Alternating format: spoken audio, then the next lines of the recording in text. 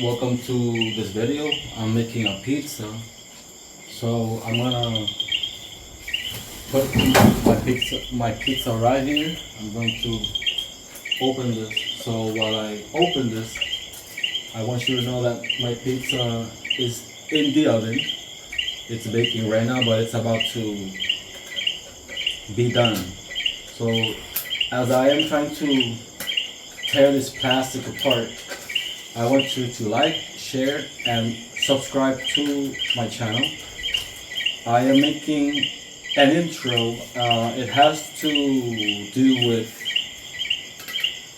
Puerto Ricans with Italian ancestry, and at the same time, I'm going to prepare a high hydration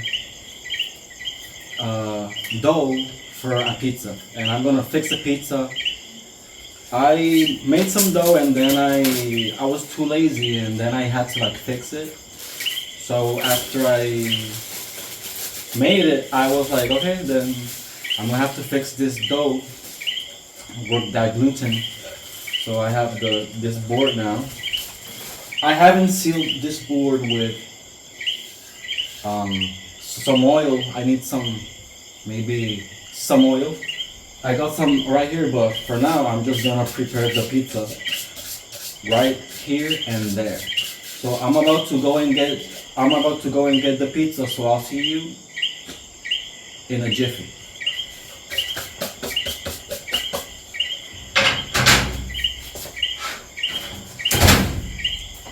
Okay.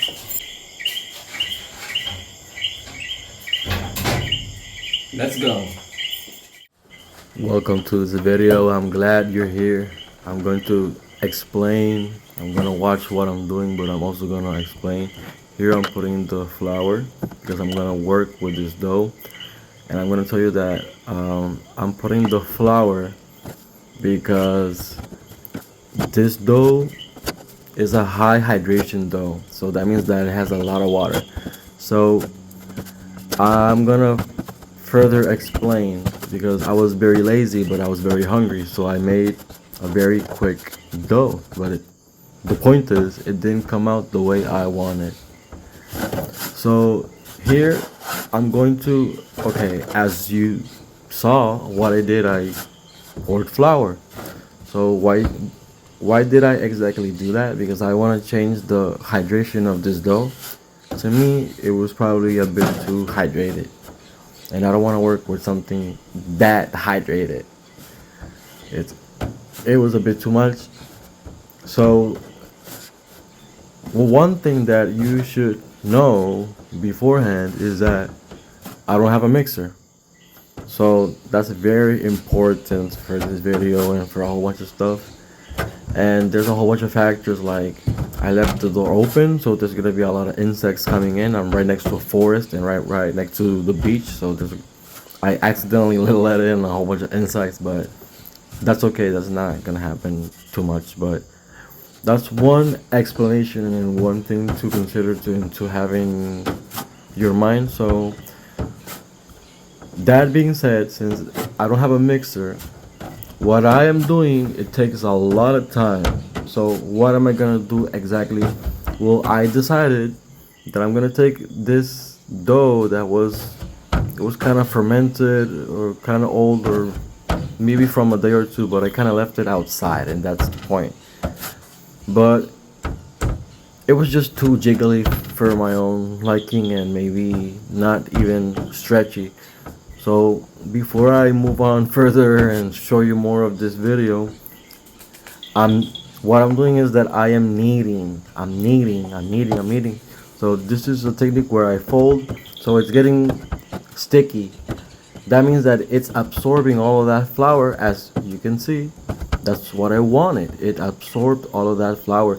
Here I'm doing a little window test. I didn't like it. So the window pane test, to me, it was a failure. It was a fail.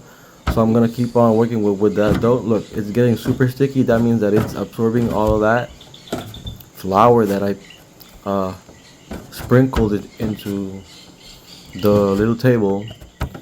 So I'm just gonna keep slapping it and folding it. This is the slap and fold technique when it gets super sticky. And I got some, and I have some oil in my hands. There's a plate right there because that's where I took the dough from. So if you don't mind, that plate has been there. So I decided that I'm just going to let it rest for maybe a few minutes or an hour. So I had to do something, so I eventually came after an hour. So I was gonna check the dough and I was checking it, put some oil in my hands. Oh, but I accidentally put the dough and it got stuck on the table, so I put a little bit of flour, but that's okay. I'm just gonna keep mixing, and kneading. But I let it rest to work the gluten. So so it forms like a, so it gets a shape. I forgot how do they call it, but so it forms into a structure is what they say. So here I keep kneading, mixing in and kneading, mixing and kneading, and I'm feeling it, I'm stretching it because I'm working the gluten. It has to form a structure. It breaks too much, and now as you can see, it's not even breaking as first as I had it. It's way more stretchy, and that's very good. So it's working, but one thing that you have to know, this oh wait, this is the window pane test. So look at that, it's failing. I was like, no, I have to do it more.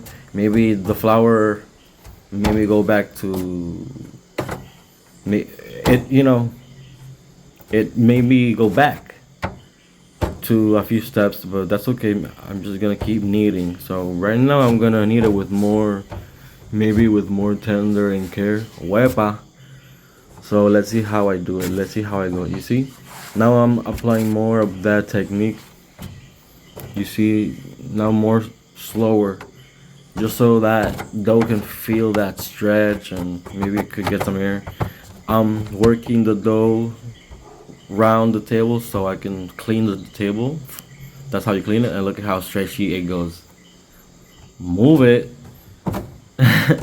So you keep stretching it, and now I'm just gonna do it quicker, and I'm gonna do another window pane test just to see because I skipped a lot. And right off the bat, you can see that this window pane test is probably failing. Let me see. Look at that. I think it's failing, but let's see. I don't. Yep. I think I failed, or I think I'm done. Let me see. Let me. If I keep kneading like that, it's because I thought that I didn't have a window pane. I'm touching it to see if I don't get more dough stuck on my fingers. But it's very wet still. It's still a high hydration dough, because if it's not high hydration, it wouldn't be this sticky. So I'm checking how it stretches. It has a good stretch, but it's getting better. I just have to keep working with it. So I keep. Okay, this is the window pane test. Let me see. It seems like it's failing. No, maybe I grabbed it wrong or something. Let me just put it back. Grabbed another chunk. Window pane? Questionable. It's questionable for me. See, there's like insects around. It's just, I kind of left the door open, but that's okay. So I don't think I was happy with that window pane test, so that's why I keep kneading.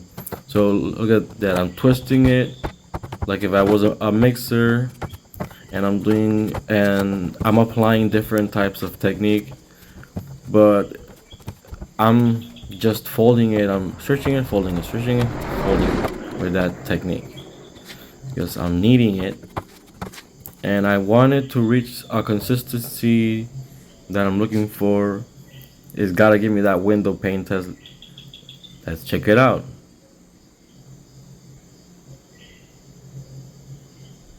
Look at how it stretches. Is there a window pane? I don't know. Maybe I'm just gonna keep kneading. I think it fell. So this dough, you have to knead it a lot for this dough. I don't think it's that high in protein, but I'm not 100% sure about that. I'm gonna give it a little wiggle, a little test, a little stretch test. I like how it stretches. Look at how it has a nice consistency. It's much more stuck, much more stuck together. Let's check out this window pane test. Ooh, that's a very good window pane. So I think at this point I'm like, I'm tired of kneading, because I have to knead a lot, especially for high hydration, because I don't have a mixer. So that's why it's like 20 minutes of kneading or kind of more. And apart from that, I also mix it in a bowl. So it's harder for me, and it's because I don't have a mixer. But now I'm doing the slap and fold technique. And once I'm tired of the slap and fold, I am applying this technique where you just push it from the bottom and it's shaping into a ball. This is the point in time of the dough making where I'm finally gonna shape it into a ball so it can rise. That's a very nice technique. Mamma mia! Apply oil. High hydration, so it's pretty jiggly and it looks pretty good. It's pretty good, so I'm just gonna let it rise now. I'm gonna leave and then I'm gonna come back. Hola!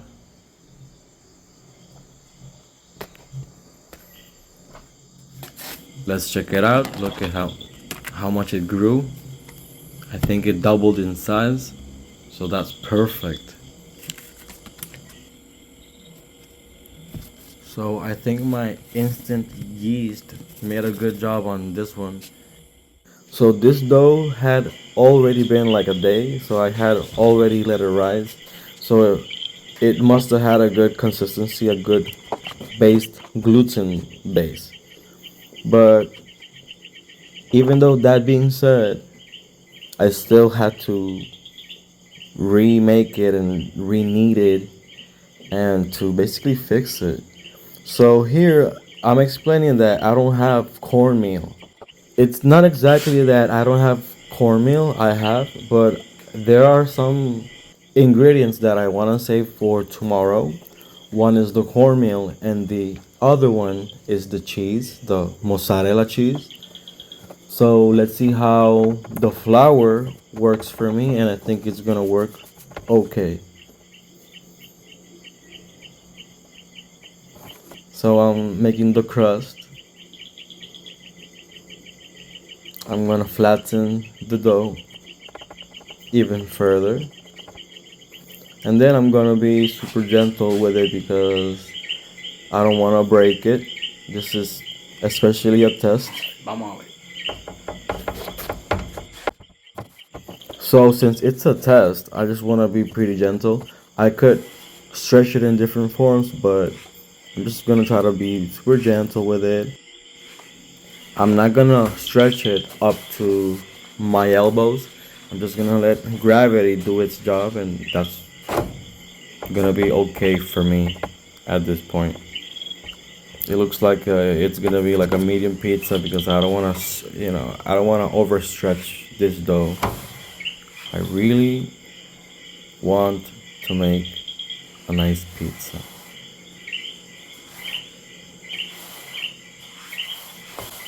Here I'm applying some technique because this is exactly what I wanted. I had a pizza that once you stretch it, it would break. This is a pizza that you stretch and you could keep on stretching and it's not necessarily going to break. It's gonna remain consistent. Me ensucié. ¿Qué es esto? ¿Qué voy a hacer?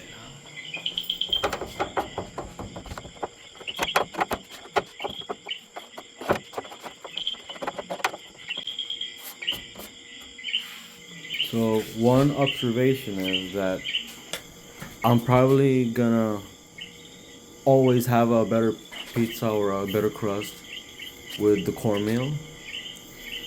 And the second thing is that remember that I'm not gonna use a lot of cheese. A lot of the mozzarella, I'm not gonna use a lot. For some things, I was trying to purposely be stingy. Mamma mia. But I make That's my a own sauce, spicy so I piece. have a lot of it. And that's about how I like my sauce. Salsa. Ya casi, ya casi, casi. Casi, casi. Mamma mia. Vamos, vamos, vamos. Vamos. Some olive oil. Betty de España. El Betis. I got some garlic butter made by myself, by me. Parmesan cheese, you know what's up. This is grated or something like that.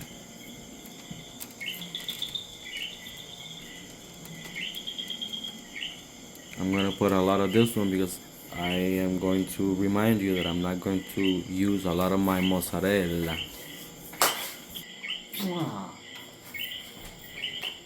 So I'm gonna use a lot of Parmesan, but however, if I use a lot of Parmesan in between the sauce and the mozzarella, then the Parmesan, then the Parmesan is going to be like, it's going to act like a little glue adhesive to my pizza. I got the pepperoni, and here I'm just gonna, what? Is that one is like thicker than the others, so that's a lot of pepperoni. That's pretty good. So there's not a lot of cheese, but once you put it in the oven, it's all gonna mix and it's gonna look like that.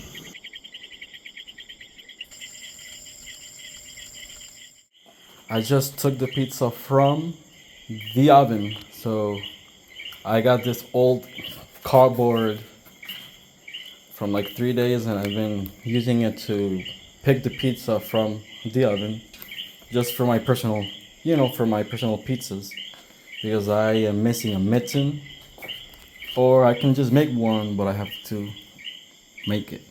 So this is what I wanted. I wanted, look at the crust. Oh, oven said it's done, but I took it out a few seconds ago. So let me give a further presentation.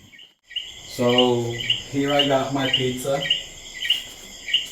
Remember that we're gonna talk about Italian ancestry among Puerto Ricans and how does that affect us? Well, we eat a lot of bread. That's one thing for sure. For sure. So as you can see, I'm gonna present my pizza with this cardboard, but I don't want to make a mess. So first of all, no, it's okay. I'm gonna put the pizza right here, or I can just put it right here.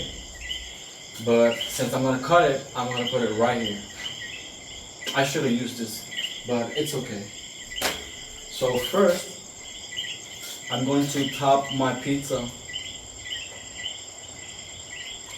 I'm going to top my pizza with some garlic butter all over the crust. Bien rico, bien ricote, che rico. Italiano, español. Magnifico. So this is garlic butter. Garlic butter. Forget about it, eh? Italian. Puerto Rican. Puerto Rican. That's how you people say it, right? So I put that on real good because this is real tasty for me. I love garlic butter on the crust. So then I'm gonna just get a Parmesan and then Romajan. Well, It looks white now, but it used to look more yellow like that. But I have to balance out some of the flavors. But it's still Parmesan. It's still Parmesan. So I'm gonna top it up with some Parmesan and some Parmesan. So first I'm gonna add my Parmesan.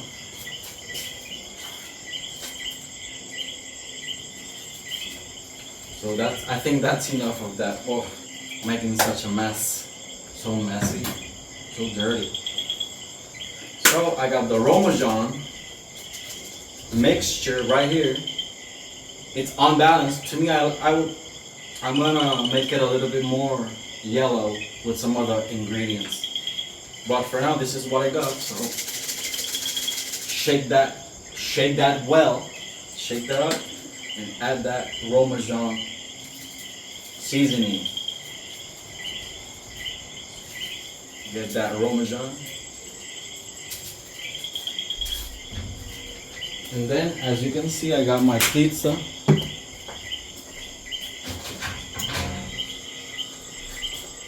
On a tray. I got my pizza. This is like a medium pizza, almost like a medium pizza. It's got I just mixed up the Parmesan and it's too white. It's too light for my liking. So I'm gonna make it more yellow with those ingredients that make it more yellow. Some of that Parmesan. As you can see, I put just a little bit of cheese, but it looks okay, because I'm trying to save my cheese for tomorrow. I just wanted to make a demonstration on how I fixed up that dough that I did too quickly, and I worked up that gluten better, so I get a better dough, a better crust. So I'm gonna cut it up right now.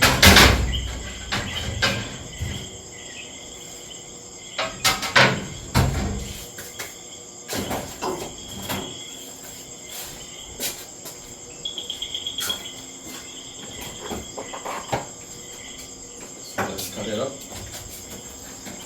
It's for me so I can touch it,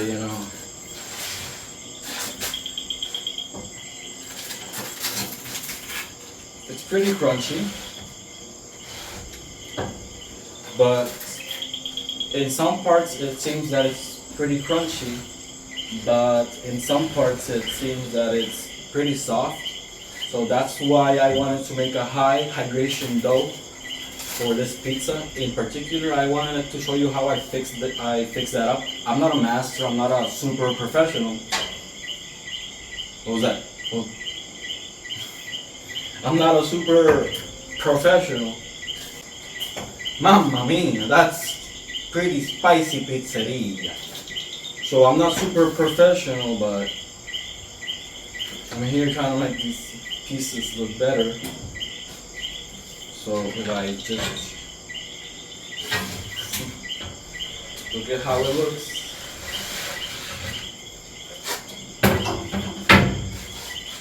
So after I cut my pizza and I put it en mi bandeja de pizza, en la bandeja de la pizza. So as you can see, it's got the garlic butter crust. It's got Parmesan, it's got Parmesan. Look at this pizza.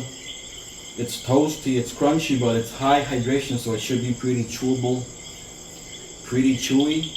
I did a lot of the kneading. What's wrong with me? I did a lot of the kneading, maybe up to where I got my window pane test, as you saw in the clip. So let's see how the crust looks. Let's see if I can just show you how that crust looks. Look at how the crust looks. It's pretty, it holds up. It's not a bad crust. It's not a bad crust, really. So let's take this one pizza. Here.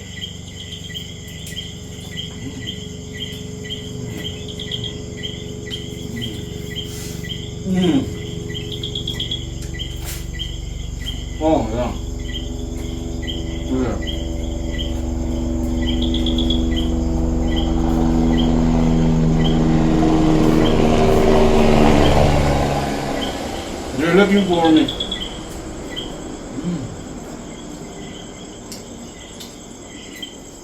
Look at how it holds up. It holds up pretty well. Mamma mia.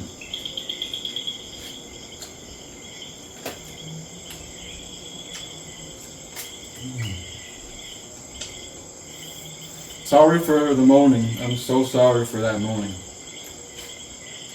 Wasn't aware of the cameras. But yeah, like, I made the sauce myself. I did everything myself except for the pepperoni that you buy at the store. I'm sorry that I'm talking and chewing at the same time. It's just that I want to explain everything. I made the Romajon mixture myself, the dough myself. I let it ferment, I let it rise, I do all that, as you're gonna see in the clips. Let's have more. It's crunchy but soft.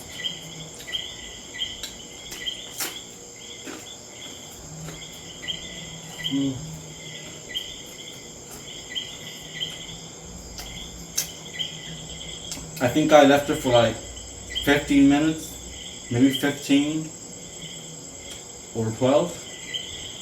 But next time I think I should take it out of the oven maybe 2 minutes from that,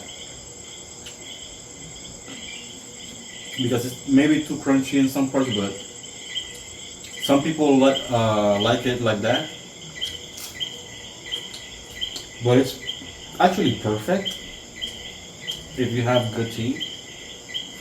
No, it's actually perfect. Look at that.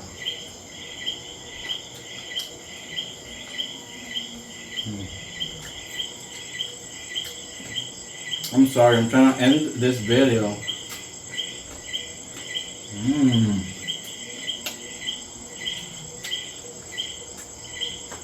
A dolce vita. So is it a dolce or a dolce?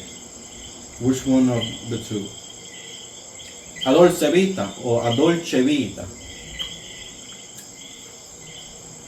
La dulce vida.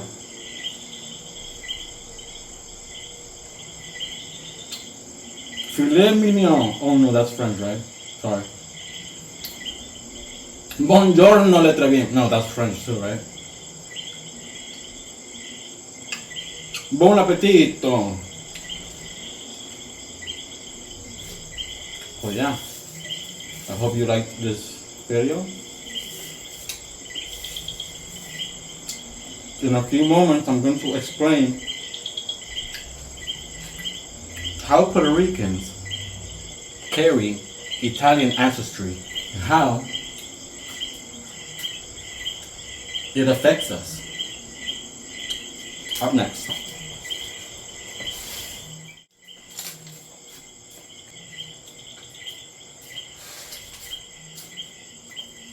So I'm still having this pizza. I guess I was really hungry. But it's not exactly that. It's actually pretty good. Okay. However, next time, I think I left it for like 13 to 15 minutes. However, like I said,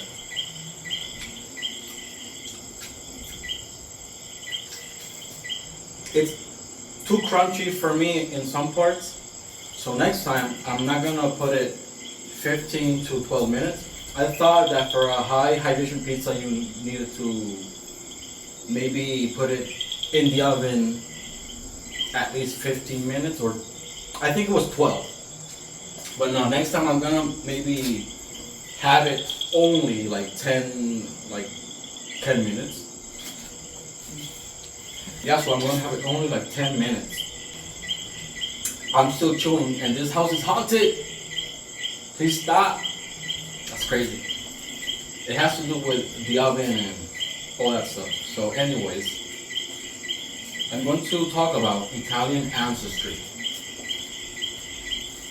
And particularly, this is going to be a part one. You know, you need parts like this so we can form a base and a foundation. So I'm going to speak about Italian ancestry. If I speak to you about Italian ancestry and I say Puerto Ricans have Italian ancestry, okay, wow, it's getting pretty hot here. So does that mean that Puerto Ricans are Italian? That doesn't mean that Puerto Ricans are Italian as much as they're Spanish and as much as they're Portuguese. But in short, Italian ancestry does not compare among Puerto Ricans, such as the ancestry percentages of what is the ancestry of the Spaniard and the Portuguese. It doesn't work that way. It was so good. Oh.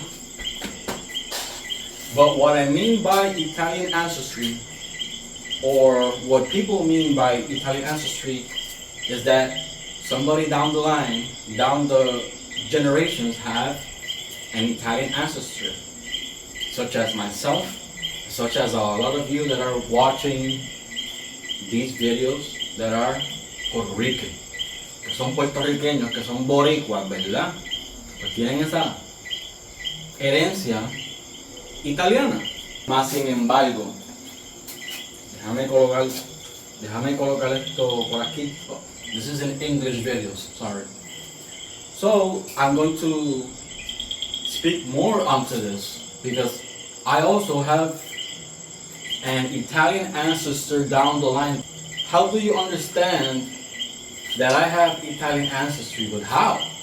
If I am Spanish, if I am Portuguese, if I'm African, if I am Taino as well, which is a very high percentage of my DNA, is Native American from Puerto Rico, right? So how is that we have Italian ancestry? So we are going to speak onto the levels of Italian ancestry among Puerto Ricans. Because, first of all, one test says that I have like 2% Italian ancestry, but this is ethnically. Because one is Sardinian and one is maybe from Sicilia or from Tuscany. I am not so sure where exactly, but one is Sicilian and one is maybe Sardinian. But ultimately they say that my Italian ancestor comes from Corsica. So I already gave you some of the videos where we are getting some of that Italian ancestry. So one is from that Corsican base. These people from Corsica, I saw the DNA analysis onto the Corsicans and onto some of those Sicilians. Most of their heritage comes from Tuscany. These islands that are in the west part of Italy, and also Tuscany is where that region is, which is where the Romans developed. First through the Etruscans, and then I can speak more onto that, but I would digress onto the ancestry of all that people and their origins. For sure, I can talk about that. But I'm going to, like I said, I'm talking to you about the videos where Italian ancestry trickles through the Puerto Rican ethnicity. So, okay. I said that the basic test, the generic autosomal test, would give me a percentage of 2% Italian. But that is autosomal, it's nuclear. Nuclear DNA only works about 300 to 500 years back into the past. But Get Match has a different way of analyzing ancestry. The way they have analyzed my Italian ancestry, while let's say Ancestry DNA says that I'm 2% Italian, Get Match, GEDMATCH, Get Match would say that I'm about 12% Italian, but then you would ask me, but how? Why does one test says you're 2% Italian and the other one says you are 12%? This is happening because Spanish are Ibeers.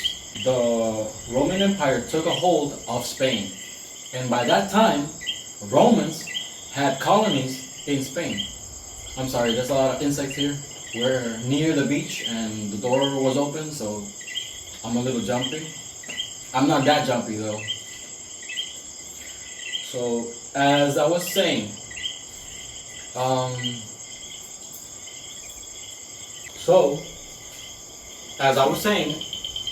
this is how it works.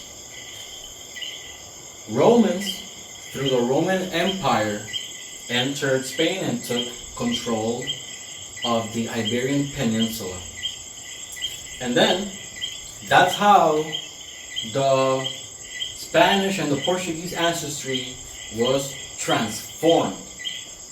Therefore, one test may say that this individual is 100% Iberian, but another test can define Iberian ethnicity differently because Iberian ancestry was transformed at that time and place, which was the Roman Empire. So the frequency of Romans entering and mixing and admixing with the Spanish and the Portuguese was maybe at a rate of, let's say, 6%, depending on the province or the community. Because I'm not saying that everybody, I want to have some pizza right now. So depending on the community, these people are going to have exactly that, around 6% Italian derived ancestry. One particular test may identify that some of the SNPs, some of the SNPs, or some of these alleles from the DNA strand belongs to that of the Romans. Therefore, the Tuscans, which were the Romans, it was in the region of Tuscany. And this is how Spanish people have, in some places, in parts of Spain, Spanish people may bring Italian ancestry. There's also the Sardinians and the Corsicans that went to Isla Canaria. They went to the Canary Islands as well, so there has to be a lot of Italian ancestry, rich Italian ancestry among Canarians. And then I'm going to speak about my Italian ancestry. So I do have a great grandfather who everybody says, he comes from Italia. He was born in Italy. Then I made a Google search, a really deep browsing about the family in some search engine that I had at the time. And it's true, these people come from literally Tuscany. So, but how does that work? How is he my great-great-grandfather? So that's what they told me. This guy even used to speak Italian over there at Boquerón in Cabo Rojo. And they come from a place called La Garita. And in that place, when all of my great-grandparents were children, look at that. When all of my great-grandparents, my grandparents were children, they remember maybe this man, and that in that house, they used to speak, what? Italian. So in a lot of places, southwest of Puerto Rico, maybe some parts of the west too, they actually used to speak Italian. So that's a fun fact, that in the households they actually used to speak Italian. There was a lot of Portuguese ancestry also trickling in that region. That's why you're probably getting those R's as in H. That's what I'm trying to say. But, however, even though that now we know that I have an ancestor that was Italian. Oh yeah, he was born in Italy. He was Italian. But we're not so sure about that, because I did a really deep investigation about this ancestry. And it seems like this man who came from Italia, who was from Italy, native to Italy, he wasn't full Italian. So this might be the same situation happening for many of you who have Italian ancestry. For instance, before I jump into the whole story, I am Negron, right? I'm Negron. Negron is not Spanish in origin. It used to be Negroni, but in a lot of Spanish-speaking places, it was changed into Negron. So that's a fun fact how the last name Negron is not originating in Spain. It comes from Italy. This last name used to be Negroni. So it used to be Negroni. But apart from having an Italian origin, last name Negron is also known to be Sephardic. So a lot of names, a lot of last names that are coming from Spain may have an origin with the Roman Empire. It may be Sephardic, and then it changed through time. So I'm not saying that's what happened in your situation, in your family situation, but it is important to take those things into consideration when analyzing family history. So how did I discover that Italian ancestor from my family is not totally Italian? So his name was Julio Marti Cabuli. Julio Marti Cabuli.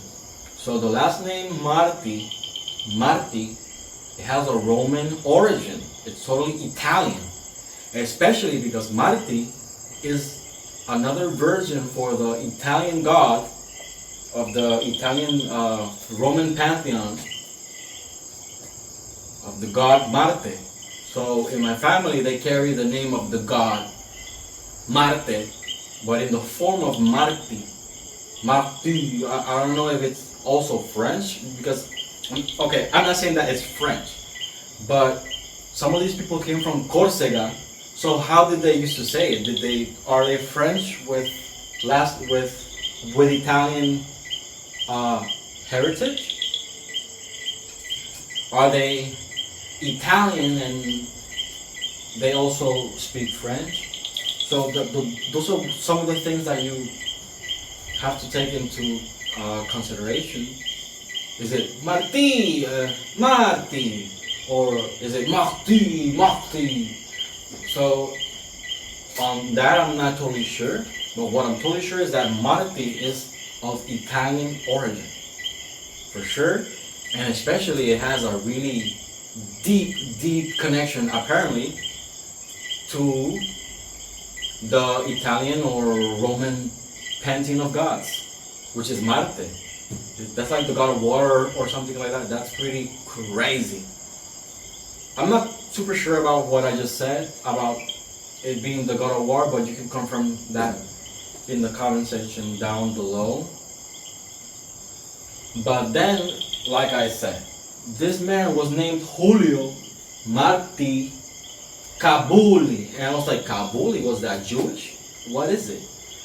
And then I did all the investigation and all the research that you would think that I do. It's getting pretty hot in here.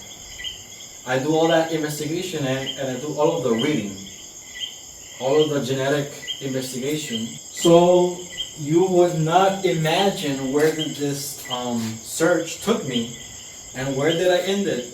Where did I end up? Where did I end up? Right? After I searched where did the last name Kabuli comes from.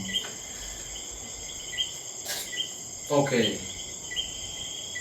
It comes from Tajikistan. But then you're gonna say, oh wait. How do you say, why are you saying that it comes from Tajikistan? Central Asia. How is it coming from Central Asia, Tajikistan, when you just told me he's Italian, right? And it sounds kind of Italian, Kabuli, but no, wait. But apart from that, there's also a place in Afghanistan called Kabul, right? Kabul. So let me explain to you. I did all the reading and all the historic background. So I have an understanding. This man that came from Italia wasn't completely Italian. He was half Italian. His mother was from Central Asia, from Tajikistan, and his father was from Tuscany, and from that, also maybe from northern parts of Italy. So, how did I discover that? Because the last name Kabuli is a last name that exists in the country nation of Afghanistan.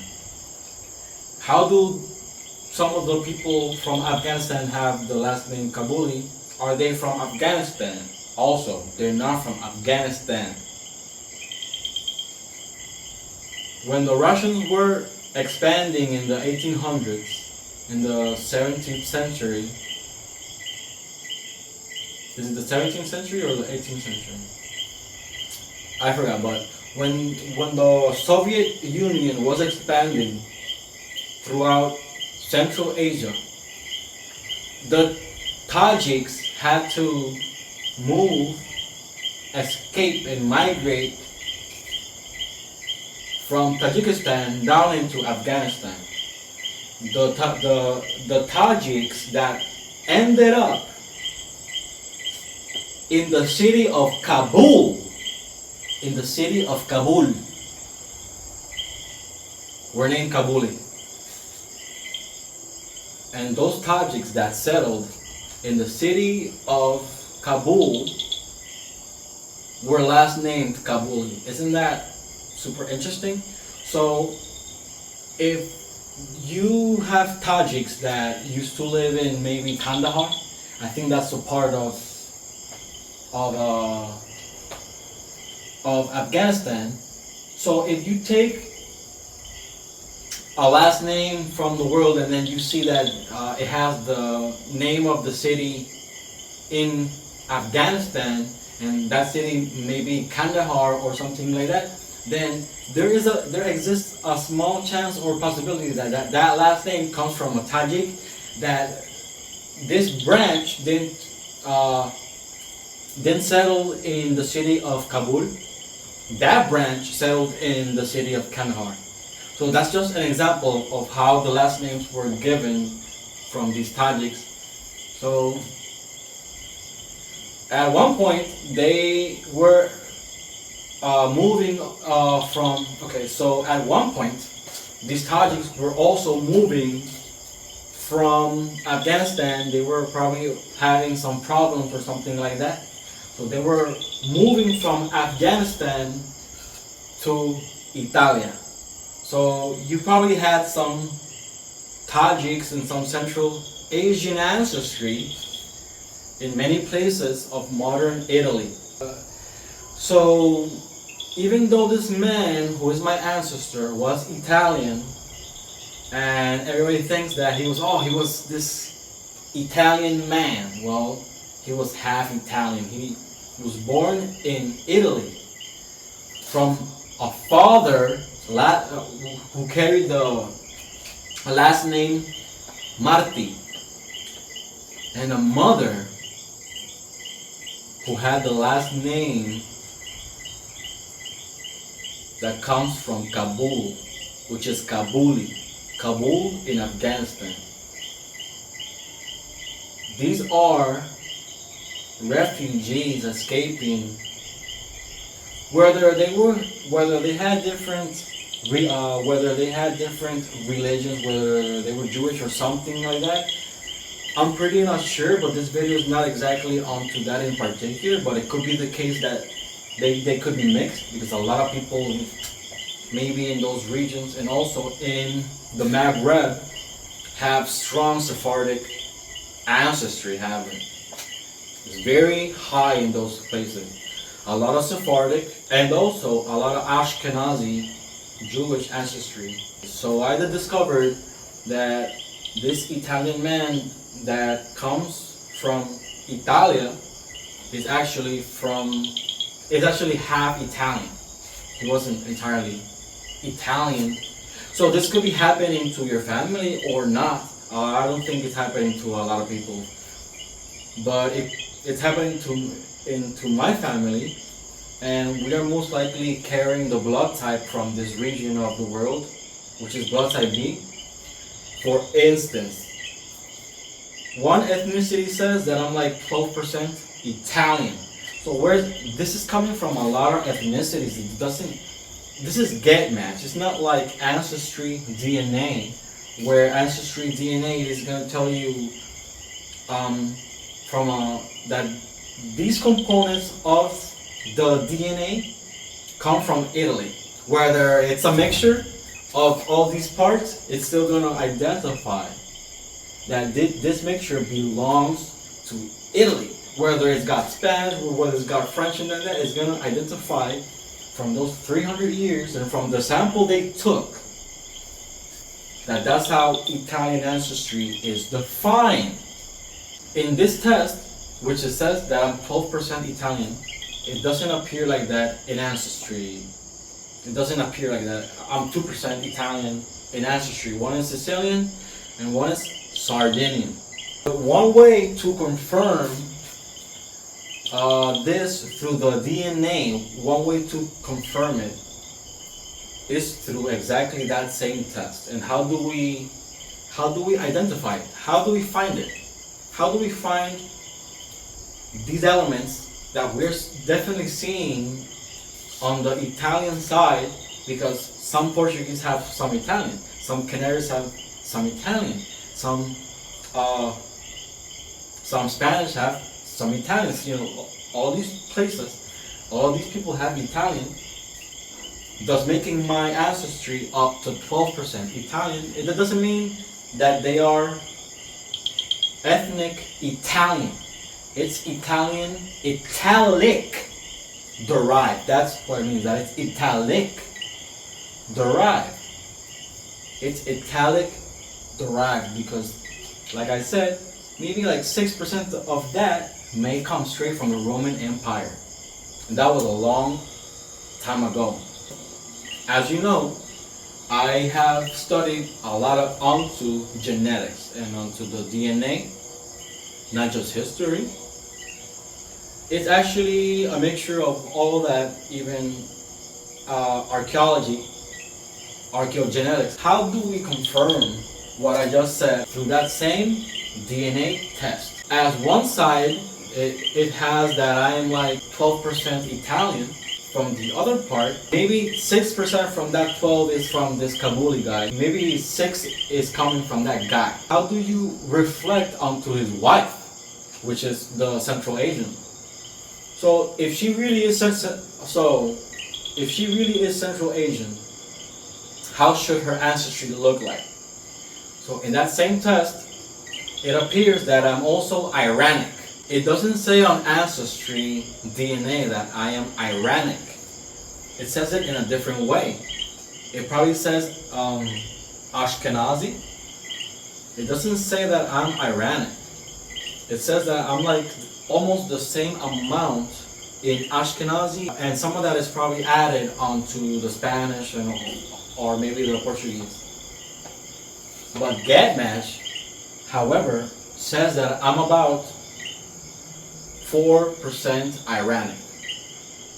So what does that mean? That the people from Tajikistan, it's the oldest Aryan community that probably stayed the same for thousands of years.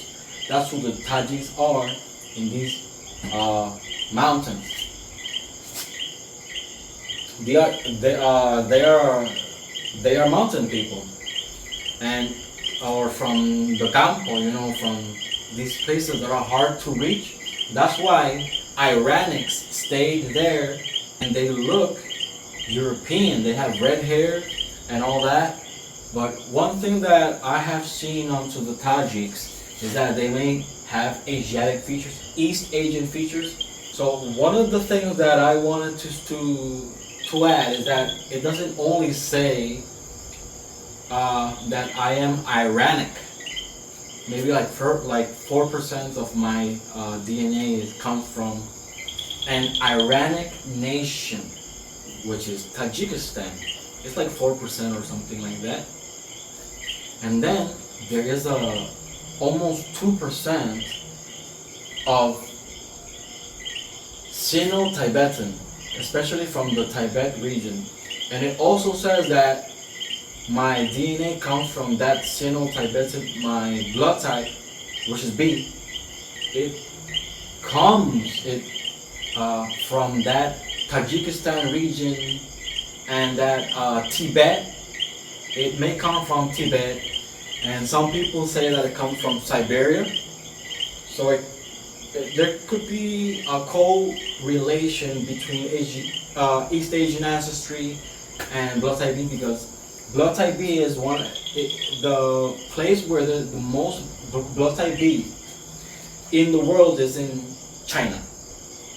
So it's most likely that blood type B is East Asiatic in origin. There's a whole bunch of nations and a whole bunch of races, ethno races, that have the blood type B. So yeah, so one way to confirm about this ancestry, we confirm the Italian side, but the Tajikistan side, have we confirmed it? Yes. There's like 4% Iranic, which is Iranic, like I said, italic. The same term, but Iranic. It's from an Iranic nation. So Tajikistan is one of these nations. And then the like 2% from Tibet. So 2% of my ancestry, it doesn't not necessarily come from the native Taino. I'm not sure if I'm still making that connection, but I'm not sure if it comes from the Taino. I know this video has taken a lot of the time, but it's a really good explanation on how we thought that we were Italian, like maybe 20% Italian, but no, it's not. He came, but he wasn't. He wasn't fully Italian. He was partially from Central Asia, and I do have some DNA from Central Asia. It says it in different tests. It expresses that some of my ancestry comes from that region. Not to be confused with Gujarati and that Punjabi and Gujarati, because it might say that, but what it's probably referring to is the Roma people, the Romani people, which are the Gypsy, the Gitano. So even though that we thought that we had a lot of Italian ancestry, which we do, and Italian customs, like making a pizza, but this guy also came from Central Asia because of his mother. Because of her, we're probably still carrying blood type B. I carry blood type B. My grandmother is probably blood type B. But my grandmother's sister is blood type O, which is from the Native Americans. Why? What happened? How is this happening? You may ask. I did the calculation, and he married Julio Martí Cabuli, married my great-great-grandmother named Angelica Almodóvar. I think she was Angelica Almodóvar. I forgot the name, but she was Angelica Almodóvar. And Angelica Almodóvar was as tall as me. I'm 5'9". But I did the calculation onto her ancestry. Angelica Almodóvar was 60% indigenous Taino of Puerto Rico. She was way more whiter than me, way more lighter than my own skin. But I'm not as nearly as indigenous Taino as her ancestry suggests, as her genetic makeup suggests. I did the genetic calculation because I know I saw one of the DNA tests that one of her sons did was still alive. This man is like 89 and he's like a relative to my grandmother, and to be exact, that's her uncle, great uncle or something like that. I'm not totally sure, but that's one of her uncles. He's like 89. He's one of the sons of Angelica Almodóvar, who I'm saying was higher than 60% Taino, because she married Julio Martí Cabuli, who was half Italian, half Tajik, from Tajikistan, from Central Asia, half Italian, right? So that means that her son's DNA was cut in half. Her son's DNA, I saw it, and he's 31% indigenous Taino of Puerto Rico. It said 31. So his mother was 62% Taino of Puerto Rico, maybe 63, who knows? But her main ethnicity was indigenous Taino of Puerto Rico. This is Awaketone Borike. I hope you liked this video about Italian ancestry and how it affects Puerto Ricans. This is only part 1. I'm gonna try to cut this video so it's not that long, but I hope you enjoyed this video. Like, share, and subscribe, and I hope you liked all of that information that I just gave you. History, what your family tells you, archaeology, and a whole bunch of things mixed and combined. I'll see you on the next video.